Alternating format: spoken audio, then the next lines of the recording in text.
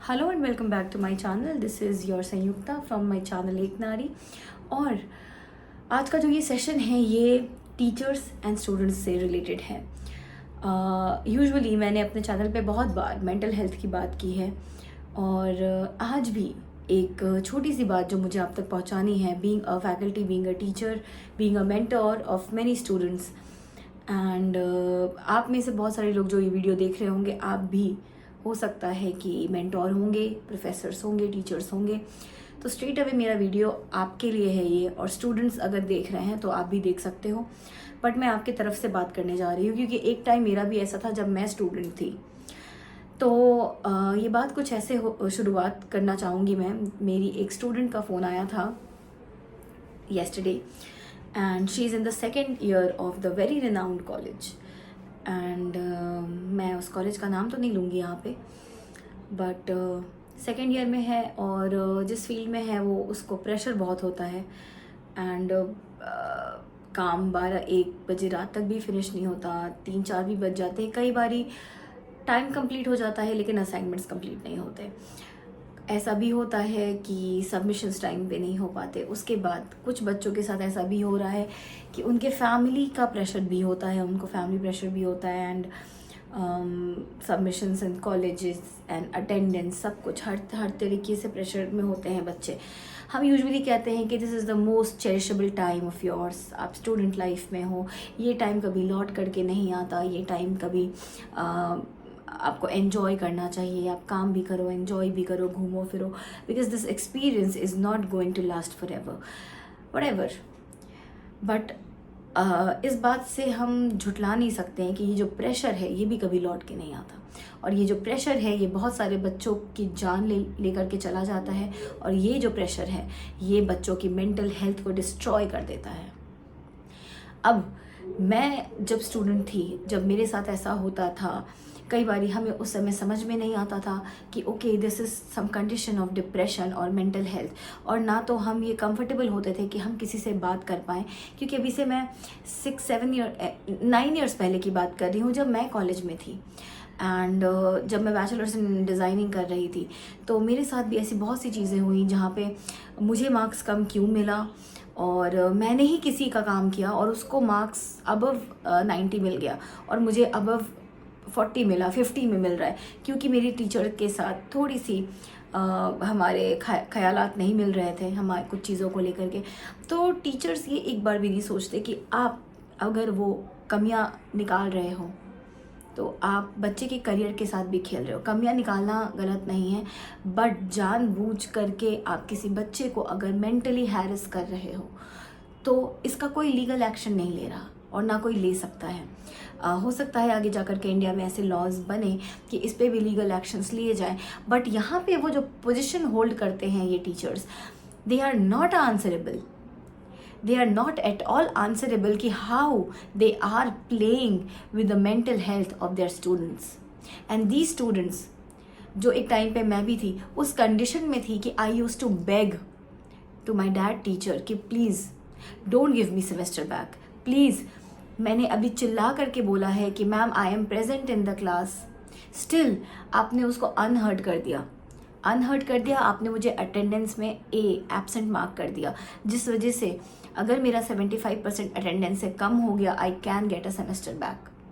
आपके लिए हो सकता है कि ये एक नॉर्मल सी बात होगी कि किसी को सेमेस्टर बैक मिल गया, लेकिन हमारे लिए हमारे पेरेंट्स एक सेमेस्टर का फ़ी देते हैं और वो बहुत मेहनत से कमाते हैं, और हमारे लिए बहुत डिफ़िकल्ट होता है कि हम अपने पेरेंट्स को फेस कर पाएँ।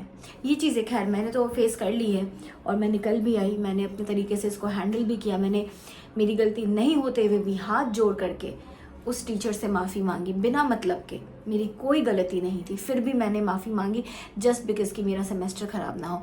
और आज जब मैं ये सुनती हूँ अपने ही बच्चों का कि मैम कोई नहीं समझता, मैम अगर मेरे परिवार में किसी की डेथ भी हो गई है, कोई हम अगर एक्सीडेंट भी हो गया है, अगर हम कॉलेज का ही काम करते करते कहीं से भाग करके आ रहे हैं और अगर हमारा एक्सीडेंट भी हो गया है तो भी मैम उस समय हमें अटेंडेंस लगानी ज़रूरी है, नहीं तो कोई सुनने वाला नहीं है। ऐसा क्यों हो रहा है? ऐसा क्यों हो रहा है?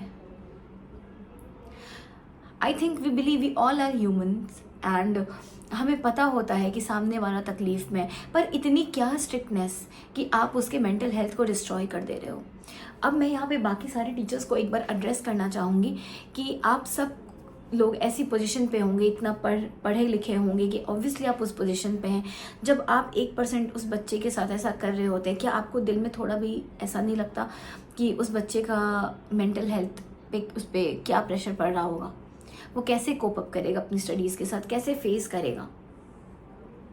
मुझे लगता है कि कुछ टीचर्स नहीं सोचते हैं, और ऐसा बहुत सारे स्कूल्स में मैंने देखा है, बहुत सारे कॉलेजेस में भी मैंने देखा है। मेरा डायरेक्टली लिंक होता है बच्चों के साथ, मैं बातें करती हूँ। ऐसा नहीं है कि मैं बच्चों को नहीं डांटती, मैं भी अपनी क्लास में बच्चों को डांटती हूँ, but believe me, being a teacher also, जब मेरी गलती होती है, अगर मैंने किसी बच्चे को बिना उसकी गलती के कुछ मिसअंडरस्टैंडिंग में कुछ बोल दिया, I address him or her in the front of the class and I say sorry.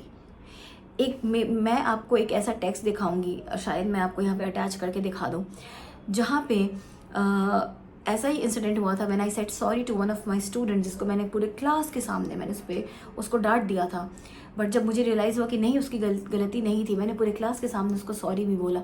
I don't know how, but उस दिन मेरी इज्जत बहुत बढ़ गई। उस बच्चे ने मुझे 1.5 साल के बाद वो एड्रेस किया कि मैम, ऐसे टीचर्स हैं ही नहीं, उनकी गलती हो ना हो उन्हें फ़र्क नहीं पड़ता, सॉरी बोलना तो दूर की बात। बट मैं ये बिलीव करती हूँ, एक स्टूडेंट का एक टीचर का रिलेशन ऐसा होता है और ऐसा होना चाहिए कि बच्चा आपसे बेझिझक आकर के अपनी चीज़ें कह पाए। नॉलेज को सिर्फ किताबों तक सीमित ना रखें, आप उस बच्चे की ज़िंदगी का एक इम्पॉर्टेंट हिस्सा बन सकते हैं। क्या होगा, आपने 2 साल पढ़ा दिया, वो कहीं चला गया, अगर आपने अच्छा बिहेव नहीं किया होगा, वो आपको कभी ज़िंदगी भर भी कभी याद नहीं रखेगा, ना याद करना चाहेगा, ना आपको कभी अच्छे एग्जाम्पल्स में रिकमेंड करेगा, कभी नहीं करेगा। लेकिन अगर आपका एक अच्छा सा पोलाइट जेस्चर है अपने स्टूडेंट्स के साथ, डेफिनेटली ही और she is going to remember you life long, and that is very important. पर मैं भी अपने टाइम पे ये अपने फैकल्टीज़ को नहीं समझा पाई थी, क्योंकि ऑब्वियसली हम उस स्टेज पे नहीं होते हैं कि हम अपने फैकल्टीज़ को समझा पाएँ। और ऐसे बहुत सारे बच्चे हैं आज जो डिप्रेशन में, एंड मेंटल हेल्थ उनका इसीलिए इफेक्ट हो रहा है क्योंकि उनके फैकल्टीज़, उनके मेंटोर्स उनको नहीं समझ रहे हैं। And this is the fact which I would love to address. अगर आप मेरा ये वीडियो देख रहे हैं तो सिर्फ पढ़ाने के लिए मत पढ़ाइए, आप अपने उन बच्चों के दोस्त भी बनिए, ताकि आप उसको ज़िंदगी की सीख दे पाए। किताबी नॉलेज आजकल यूट्यूब पे, गूगल पे हर जगह है, उनको मिल जाएगी, और शायद आपसे बेहतर मिल जाएगी। या फिर आप नहीं समझाओगे, कोई और टीचर समझाएगा जहाँ पे उनका कंफर्ट जोन हो रहा होगा सॉरी, पर वो आपको याद नहीं रखेगा।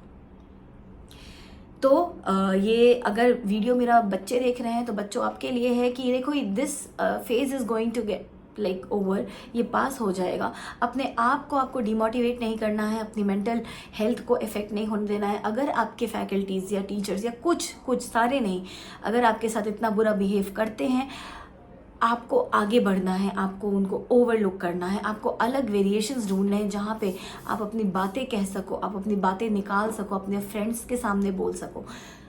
क्योंकि अगर आप मेंटली इफेक्ट हो गए तो आपका करियर भी इफेक्ट हो जाएगा, तो आपको वो नहीं होने देना है। And to my respected teachers, please stop bullying to our students, because सबसे ज़्यादा अगर बच्चा मेंटली एक्सप्लॉइट होता है तो वो मैंने देखा है अपने स्कूल एंड कॉलेज में होता है। मेरी आंखों के सामने मेरे स्कूल में मेरे ही फ्रेंड्स को कितना ज़्यादा बुलिंग की गई है, वो मैंने अपनी आंखों से देखा है, और कोई नहीं करता, आप टीचर्स करते हो। आज तक शायद इस बात को किसी ने एड्रेस नहीं किया होगा, पर मैंने सोचा था कि मैं इस चीज़ को एड्रेस करूँगी और मैं कर रही हूँ। तो आपको बहुत अच्छे तरीके से पता होगा कि आपने किस स्टूडेंट के साथ क्या बदतमीजी से बात की है, और आप कैसे बात कर रहे हो, और आप कैसे एड्रेस कर रहे हो, या कैसे उसकी मेंटल हेल्थ पे इफ़ेक्ट हो रहा है। तो प्लीज़, अगर आप उस ओहदे पे हो, उस पोजीशन पे हो, तो प्लीज़ उसका फ़ायदा ना उठाएं, और प्लीज़ उसका भी रिस्पेक्ट करें, बिकॉज वो 4 साल का बच्चा नहीं है, he is in the age of 18 and 22, and उसको सब कुछ समझ में आता है। तो आपका उसका फ्यूचर का रिलेशन होगा, नहीं होगा, कैसा होगा, ये आपकी आज की नींव पे डिपेंड करता है।